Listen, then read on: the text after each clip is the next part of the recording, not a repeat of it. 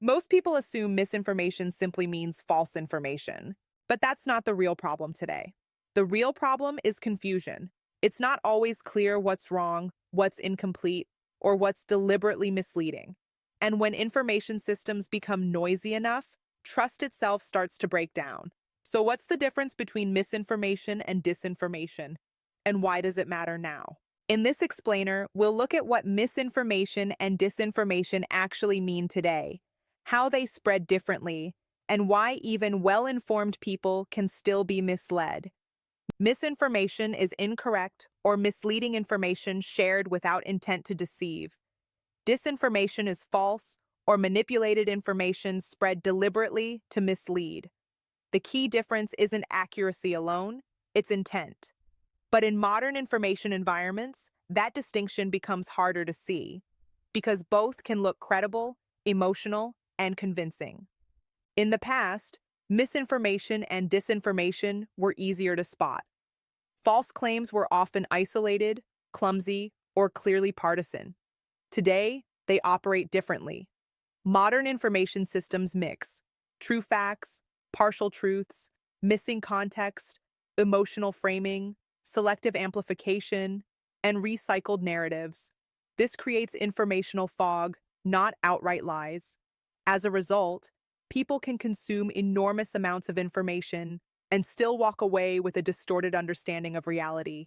Being informed no longer guarantees being well informed. Disinformation doesn't need to convince you of something false. It only needs to make everything feel uncertain, blur distinctions, and undermine confidence in knowing what's real. When people can't tell what's trustworthy, they stop trusting anything.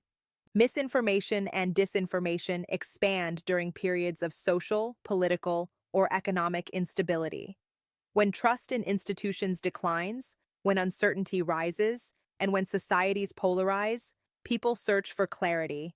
And simple narratives spread faster than complex truth. In these moments, information becomes a strategic asset. This is where debunking and pre-bunking come in. Debunking tries to correct false information after it spreads, often too late. Pre-bunking works differently. It prepares people beforehand by teaching common manipulation techniques, so misinformation is recognized early. In noisy systems, prevention works better than correction. You don't need to fact-check everything to stay oriented. Instead, watch for patterns.